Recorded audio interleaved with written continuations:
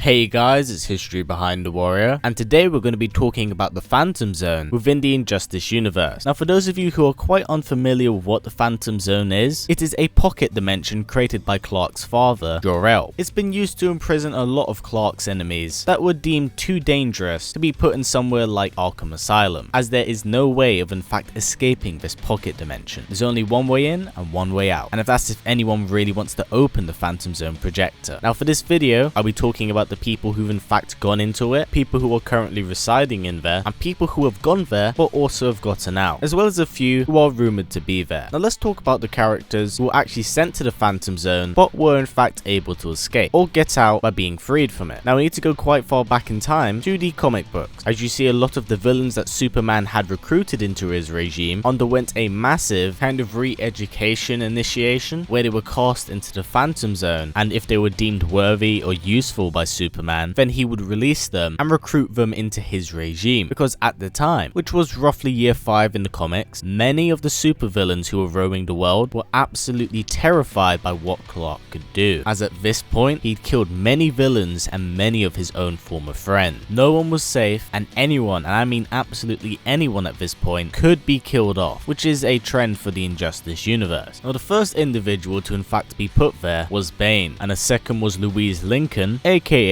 Killer Frost. Now these are the only two criminals that have actually been put in there to be released, so we don't know if there's in fact more, as we don't get a lot of details about this, and it's not even specified on how long criminals are actually put out there before their kind of re-education process is deemed a success. So I guess for now, the only two members of Superman's regime to in fact be freed from the Phantom Zone were these two. So the Phantom Zone could be holding up a plethora of different villains. Now here's one which is quite hazy, and something that is kind of up for discussion here: Starfire. Now within Injustice 2, she was able to appear on the roster as DLC, but this is quite controversial, as the last time we see her, she's cast into the Phantom Zone. Allow me to explain it properly. During the events of year 1 of Injustice, Superman had obviously killed the Joker, and during the Metropolis explosion, Beast Boy and Kid Flash were killed. This sent the Teen Titans into disarray and destroyed Superboy emotionally, as his idol had now become a murderer and two of his best friends were killed, and Garth died in his arms, so he was very much so traumatized. Now when Clark had established his regime, Superboy traveled out to the Fortress of Solitude in order to get his hands on the Phantom Zone projector. You see, he wanted to put Clark away, as he saw what he was doing as not only irrational but extremely dangerous. Now he would have a fight with Clark, and Red Robin, Wonder Girl and Starfire would get involved. Now during this fight, Superman punched Connor so hard that he ruptured his rib cage, and this would kill him, but Superman said that if he were to go into the Phantom Zone, he'd be able to survive, but he'd only allow this to happen if the rest of the Teen Titans had followed him. Now in order to save their teammate, they did what he said, but this is the last time we do see all of them within the main continuity, at least up to Injustice 2, where we see Starfire as DLC. Now this is where it gets really hazy, because DLC characters are kind of a grey area within Injustice, as with DLC characters you can get guest characters, and it can open up a whole new plethora of crazy. But this could work and be part of the main canon, as Martian Manhunter has been confirmed by its own comic book writers to in fact exist within the main canon, so his DLC appearance in the first game has validity for his actual existence. But in saying that as well, with Injustice 2, we only know of Starfire as the one to have in fact escaped the Phantom Zone. We don't hear anything else about the other people who are currently there. But if you also take into account that there's also 5 or 6 years between year 1 of the comics and the aftermath of Injustice Gods Among Us, there's definitely the possibility of Bruce picking up the Phantom Zone projector, not literally because that thing is super heavy, and actually releasing them. But this is kind of a grey area, and I'm not entirely too sure with what's going on with these characters, so for now you can only kind of put a question mark on them, and they are yet to appear within the Injustice 2 comic book line run, so I guess for now we can only kind of speculate. Now as for people who are definitely in there for sure, we have Doomsday. This one's definitely very solid in stone, because after he's brainwashed by the regime and is turned into an attack dog for them, he's defeated by the parallel Earth Superman in Injustice Gods Among Us, where upon his defeat he's thrown into the Phantom Zone in the Fortress of Solitude. This is the last time we see him within the main canon, and since he's a mindless killing machine, it seems like that would most likely be the best place to keep a very hostile enemy. Now the second prisoner in there, and probably the most famous, is General Zod. Now although Zod is a DLC character, he has been referenced to numerous amount of times and is featured in character endings that aren't even his own. So it further solidifies Zod's existence within this main kind of continuity. I mean, hell, he's been in the Phantom Zone for that long that a lot of moves he does have are influenced by the Phantom Zone. Now the last one is Superman. Well, this one again is quite controversial as we do get two different endings for Injustice, but I'm going to feature this one on the list because it seems that could be quite important if this does come to fruition for the next game. So yeah, at the end of Injustice 2, if you choose Bruce's ending and you defeat Clark after temporarily depowering the Kryptonian and placing him in kryptonite handcuffs, you send him into the Phantom Zone with the hopes that maybe one day that maybe he'll find himself once again, but is wary and knows that this could go the complete opposite way in the sense that Clark will be coming back for this world. But yeah, that's kind of it for this video. Hopefully it's been quite informative and let you know a little bit more about the Phantom Zone and what kind of goes on at the end of Injustice 2. As we've constantly seen the Phantom Zone be used within the first game, with Doomsday, and even at the end of the arcade ladder, but we don't really know what kind of goes on with it and who is in there. There's a lot of possibilities with the Phantom Zone and who's in it. I just hope that the writers don't sleep on the many really cool ideas they can pull out of there. But yeah, that's kind of it for now, guys. Just a heads up for tomorrow that you'll be getting another Injustice 2 video. We'll be talking about a rather controversial topic, which is our guest characters becoming a problem in fighting games. So please do keep an eye out for that. I also want to say thank you to all of you so incredibly much. Last week we got so many likes and so many views, and it's helped out this channel a ton. I cannot thank you guys nearly enough, and I really do have to say it does mean the world to me. Thank you guys again so incredibly much. Now if possible, guys, let's try getting this video to about 500 likes. It's a fantastic way of helping out this channel, as YouTube's ad system is, as you know, broken as hell. So by giving it a thumbs out, it helps out not only this video but this channel as a whole. Now as always, guys, please comment, like, subscribe and share this video with everyone you know. Please take care, and I'll see you all next time.